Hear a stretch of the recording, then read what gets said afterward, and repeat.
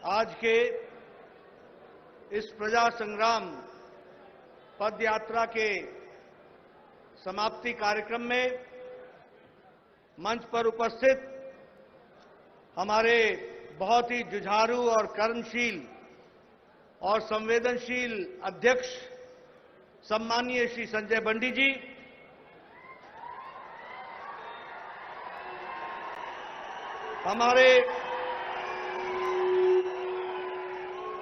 हमारे भारत सरकार में मंत्री श्री जी किशन रेड्डी जी,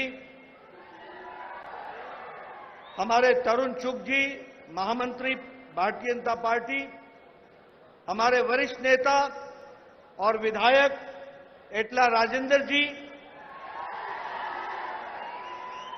हमारे विवेक वेंकट स्वामी जी जो पूर्व में सांसद रहे, किशन रेड्डी जी जिला अध्यक्ष, मनोहर रेड्डी जी यात्रा के प्रमुख, अरविंद मेनन जी सह प्रभारी, हमारे वरिष्ठ साथी श्री पी मुरलीधर राव जी, हमारे अरविंद धर्मपुरी जी, हमारे सुधाकर रेड्डी जी, हमारे सभी मंचासीन वरिष्ठ पदाधिकारी और कार्यकर्ता बंधु और यहां इतनी बड़ी संख्या में आए हुए दूर दूर से हमारे सभी पार्टी के समर्थक, पार्टी के प्रेरक और पार्टी को उत्साह दिलाने वाले हमारे सज्जन वृंद और मीडिया के मेरे साथी, प्रिंट मीडिया और इलेक्ट्रॉनिक मीडिया के मेरे साथी, आज मेरा ये सौभाग्य है कि मुझे इस प्रजा संग्राम पदयात्रा के समाप्ति पर आने का सौभाग्य मिला है। सबसे पहले तो मैं भगवान श्री राजेश्वरी को नमन करता हूं और उनसे प्रेरणा लेकर के अपनी बात को प्रारंभ करता हूं। वहीं हमारे कोंडागट्टू हनुमान जी से भी प्रेरणा लेता हूं और उनका भी आशीर्वाद लेकर के अपनी बात को प्रारंभ करता हूं।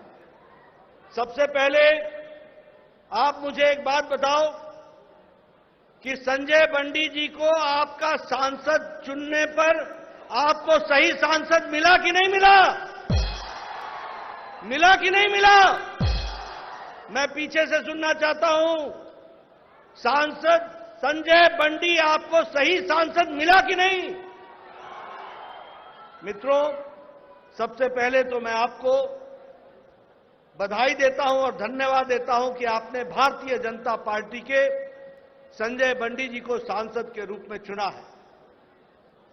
ये यात्रा उनके नेतृत्व में निकली है और मुझे खुशी है आपको बताते हुए कि 5 चरणों में 114 दिन की यह पद यात्रा रही है। 56 असेंबली कॉन्स्टिट्यूएंसीज को कवर करते हुए 1458 किलोमीटर पद यात्रा करते हुए आज हम करीमनगर में यहां इस यात्रा की समाप्ति कर रहे हैं। मित्रों, यह यात्रा रुकने वाली नहीं है, यह तो शुरुआत है। इसके साथ साथ प्रजा घोषा, बीजेपी भरोसा, इस यात्रा को भी हम गांव-गांव, घर-घर पहुंचाने वाले हैं और हमारे सभी नेता उसमें शामिल होने वाले हैं। और उसी तरीके से एक नारा भी आप लोगों ने तय किया है, सालू डोरा सेलाऊ डोरा अभियान। इस अभियान के तहत enough is enough, goodbye KCR, इसको भी हमको समझने की जरूरत है।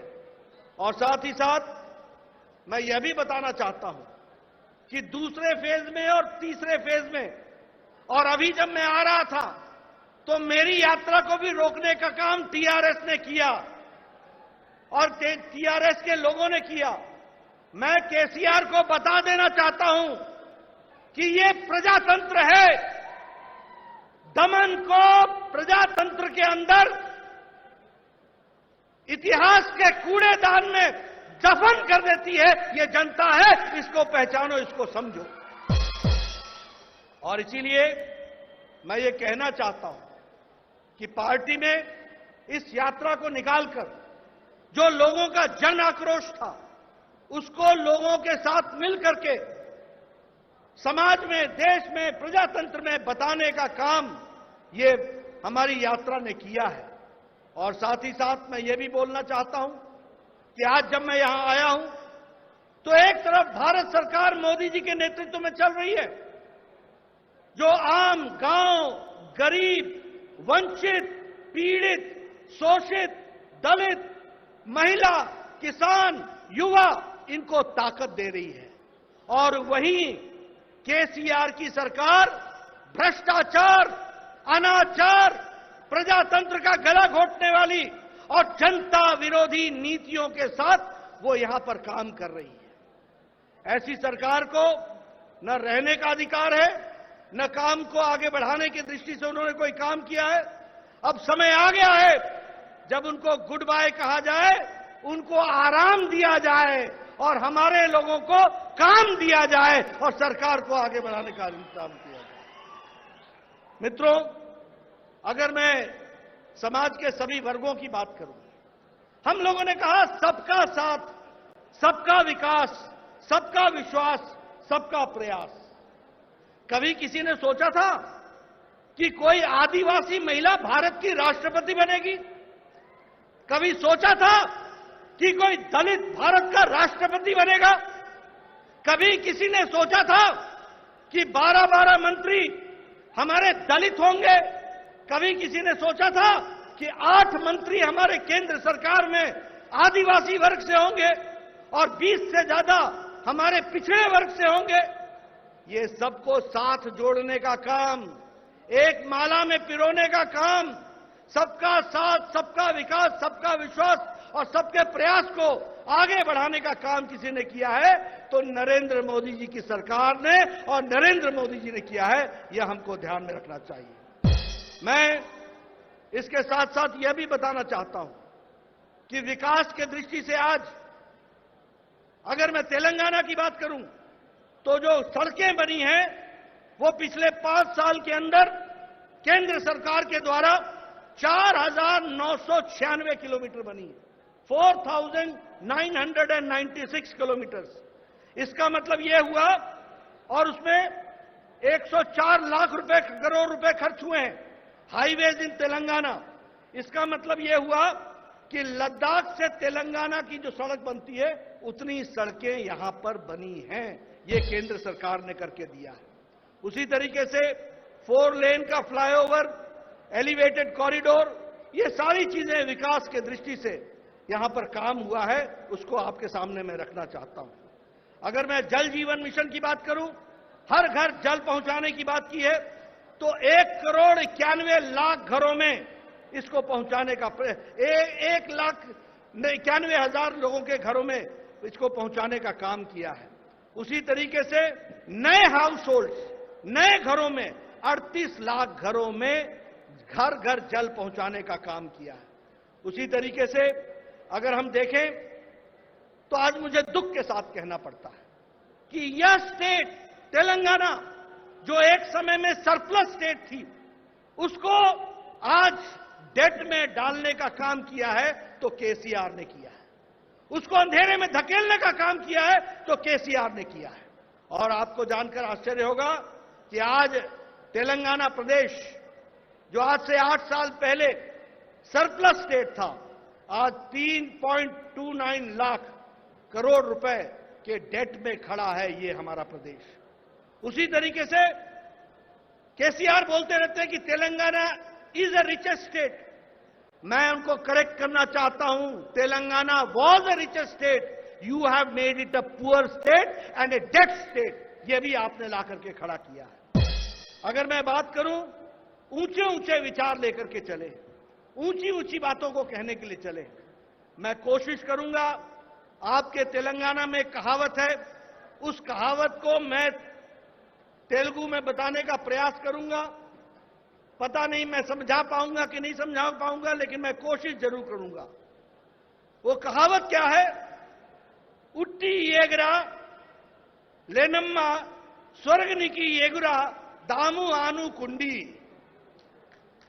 यानी छत पर हांडी टांगने की जगह नहीं और सपने आसमान के देखने लगे हो, यह है केसीआर का काम। ऐसे लोगों को रहने देना है क्या? ये कुछ आपका भला कर सकेंगे क्या? बताओ मेरे को, भला कर सकेंगे क्या? मित्रों, आज अच्छा नहीं लगता है कहते हुए। ठीक है, केसीआर साहब को गुस्सा आता होगा, लेकिन आखिर एजेंसीज को उनकी बेटी को पूछताछ के लिए बुलाना क्यों पड़ रहा है? क्या कारण है? कौन सी ऐसी चीज है? भ्रष्टाचार में आकंठ डूबे हुए, और उम्मीद क्या लगाई है? भारतम राज्य समिति, अब भारत की राज्य समिति बनेगी, तेलंगाना की राज्य समिति नहीं रह गई है। और मैं तो ये कहूंगा कि टीआरएस से बीआरएस और बीआरएस से आने वाले समय में वीआरएस, वॉलंटरी रिटायरमेंट हो जाने वाली है। वीआरएस लेने वाले हैं, वॉलंटरी रिटायरमेंट स्कीम को लेंगे। उसी तरीके से अगर दुबाका में हमारी जीत होती है, अगर हमारी हुजूराबाद में जीत होती है, तो आने वाले समय में विधानसभा के चुनाव में आप भारतीय जनता पार्टी का समर्थन करेंगे, ये मेरा पूरा विश्वास है।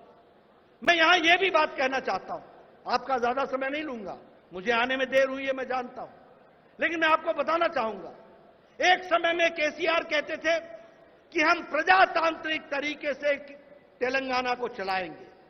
ये भी कहते थे कि मैं दलित को मुख्यमंत्री बनाऊंगा। बोलते थे कि नहीं बोलते थे? अब उनको बेटा, दामाद, बेटी के सिवाय कोई नहीं दिखता, और कोई नहीं दिखता। और ये प्रजातंत्र के बारे में बोलने वाले व्यक्ति आज पारिवारिक डायनेस्टिक रूल के तरफ जाने की कोशिश कर रहे हैं, परिवारवाद फैला रहे हैं। उसी तरीके से अगर मैं भ्रष्टाचार की बात करूं, तो मैक्रो लेवल पर लूट का काम केसी चंद्रशेखर राव ने लिया हुआ है, केशव चंद्रशेखर राव ने लिया हुआ है। और छोटे स्तर पर, माइक्रो स्तर पर इनके मंत्री और इनके एमएलए ने लूट का काम ले रखा है। मैं ठीक बोल रहा हूं कि नहीं बोल रहा हूं? मैं सच बोल रहा हूं कि नहीं बोल रहा हूं? मैं सच बोल रहा हूं कि नहीं? मित्रों, ये इनका हाल चाल हो गया है। और अगर मैं कहूं तो इन्होंने धोखा दिया जनता को, और धोखा दिया उन लोगों को जिन्होंने तेलंगाना बनाने में अपने आप को आहूत कर लिया, शहीद हो गए, उनको भी इन्होंने धोखा दिया है। और आजकल मुझे पता चला है, एक आजकल लैंड रेवेन्यू में दरानी पोर्टल चला है। दरानी पोर्टल है, यह तो लूट का कारण बन गया है। ये टीआरएस के लोगों को लूट का तरीका बन गया है। उसको भी हमको ध्यान में रखना होगा, और उसको भी ध्यान में रख करके आगे समझना पड़ेगा। जहां तक लोकल बॉडीज का सवाल है, वहां भी उन्होंने किसी तरीके से कोई भी काम नहीं किया, और साथ ही साथ आर्थिक रूप से भी समस्या क्रिएट करने का काम किया है। और उसमें भी अगर 42,000 करोड़ रुपए का बजट ये मिला है, तो यह भी मिला है केंद्र सरकार के द्वारा, और इस तरीके की बात को भी हमको ध्यान में रखना चाहिए। अगर मैं लिबरेशन डे की बात करूं, 17 सितंबर को केसीआर नहीं चाहते कि लिबरेशन डे हो, क्योंकि ओवैसी के साथ संबंध बना के रखते हैं, और ऐसे लोग क्यों चाहेंगे कि लिबरेशन डे बने। लेकिन हां, हम जानते हैं तेलंगाना का इतिहास, हम जानते हैं रजाकार की क्रूरता, हम जानते हैं किस तरीके से उन्होंने समाज को बांटने का प्रयास किया है। और हम यह भूलने वाले नहीं हैं कि किस तरीके से हमारी भारत की जनता ने इन रजाकारों का मुकाबला भी किया, और देश की आजादी के लिए भी अपने आप को जोड़ा है। ऐसे में लिबरेशन डे हम 17 तारीख को सितंबर को मनाने का, जिसको हमारे गृह मंत्री अमित शाह जी ने शुरू किया है, उसको और जोर शोर से मनाएंगे, और देश के दृष्टि से उसको आगे बढ़ाएंगे, ये मैं जरूर कहना चाहता हूं। मित्रों, वो यादें भूल गए, 2 बेडरूम बनाऊंगा। अपने तो फार्म हाउस बना के बैठ गए, और गरीबों को 2 बेडरूम से भी बेनसीब कर दिया, वह भी उनसे छीन लिया। उन्होंने कहा था कि हम 1 टाइम लोन वेवर करेंगे फार्मर्स का, अभी भी किसान इंतजार कर रहे हैं। उन्होंने कहा था कि 2 एकड़ लैंड एससी को और 3 एकड़ लैंड एसटी को देंगे। हमारे एससी भाई और एसटी भाई भी इंतजार कर रहे हैं। और स्टाइपेंड के लिए युवाओं को एक बड़ा अच्छा फिगर बताया था, 3,016 रुपीज पर मंथ। ये 16 रुपए क्यों जोड़े थे मेरे को आज तक समझ नहीं आया। ये क्यों जोड़े थे मेरे समझ में नहीं आया। ऐसा लगता था जैसे एकदम जोड़ करके निकाला हो, और 16 रुपए तेरे बनते हैं तो 3,016 रुपए हम तुमको देंगे। आज भी बेचारा युवा इंतजार कर रहा है उस 3,016 रुपए के लिए, वो भी हमको ध्यान में रखना चाहिए। कहा था केजी से पीजी तक हम पढ़ाई करने की व्यवस्था करेंगे, उसका भी क्या किया वो भी आप सबके ध्यान में है। वेलनेस सेंटर्स का नाम बदल करके बस्ती दवाखाना कर दिया। हम केंद्र सरकार की योजना 1,50,000 देश में हम वेलनेस सेंटर बना रहे हैं, और उस वेलनेस सेंटर में 1,50,000 में बड़ी संख्या में तेलंगाना में भी बन रहा है, लेकिन उसका नाम बदल करके बस्ती दवाखाना। अब मैं पूर्व स्वास्थ्य मंत्री रहा हूं, मुझे मालूम है दवाखाना और वेलनेस सेंटर में जमीन आसमान का अंतर है। लेकिन केसीआर को कौन समझाए, चीटिंग करने वाला ओरिजिनल नहीं होता, वो डुप्लीकेट होता है। तो तुम डुप्लीकेट हो, ओरिजिनल हम ही हैं, ये तेलंगाना की जनता जानती है। और इसीलिए मैं अंत में एक बात कहूंगा, आपका ज्यादा समय नहीं लूंगा। जो लोग चाहते हैं कि केसीआर की सरकार जाए, जो लोग चाहते हैं कि टीआरएस की भ्रष्टाचारी सरकार जाए, जो लोग चाहते हैं कि टीआरएस की दमनकारी सरकार जाए, जो लोग चाहते हैं कि टीआरएस का कुशासन वाली सरकार जाए, उनको यह याद रखना पड़ेगा कि केसीआर को कोई हटा सकता है तो वो भारतीय जनता पार्टी हटा सकती है। भारतीय जनता पार्टी इस काम को पूरा करेगी। इसलिए जो लोग केसीआर विरोधी हैं, जो लोग टीआरएस विरोधी हैं, जो लोग कुशासन के विरोधी हैं, जो लोग भ्रष्टाचार के विरोधी हैं, जो लोग वंशवाद के विरोधी हैं, जो लोग परिवारवाद के विरोधी हैं, उन सबको मैं आह्वान करना चाहता हूं, भारतीय जनता पार्टी के साथ जुड़िए, भारतीय जनता पार्टी के हाथ मजबूत कीजिए, भारतीय जनता पार्टी का कमल खिलाइए, और कमल खिलेगा और टीआरएस जाएगा। तेलंगाना में विशुद्ध भारतीय जनता पार्टी की सरकार बनेगी। और मैं अंत में बतौर राष्ट्रीय अध्यक्ष बोलना चाहता हूं कि पद यात्रा बंद नहीं हुई है, पद यात्रा का एक फेज पूरा हुआ है। इसके बाद अगली यात्रा का हम फिर से घोषणा करेंगे और गांव-गांव जाएंगे, जन जन तक अपनी आवाज पहुंचाएंगे। और ये जो एटीएम वाली सरकार है ना, कालेश्वरम वाली, ये एटीएम की सरकार किया, एटीएम बदला जाएगा, ओरिजिनल एटीएम आएगा। जो केंद्र सरकार जिस बात को कहेगी उसको यहां पूरा करेगा और धरती पर लगाने वाला काम करेगा। इस बात को हमको समझना होगा। मुझे पूरा विश्वास है कि आप सब लोग इस यात्रा के लिए मैं शुभकामनाएं देता हूं, और आप आगे बढ़िए, पूरी ताकत से लगिए, तेलंगाना की जनता की सेवा कीजिए, तेलंगाना के जनता को आगे बढ़ाने का काम कीजिए, तेलंगाना राज्य को आगे बढ़ाने का काम कीजिए, और भ्रष्टाचारी सरकार को इससे मुक्त होइए। इन्हीं शब्दों के साथ बहुत बहुत धन्यवाद। जय भारत, जय तेलंगाना।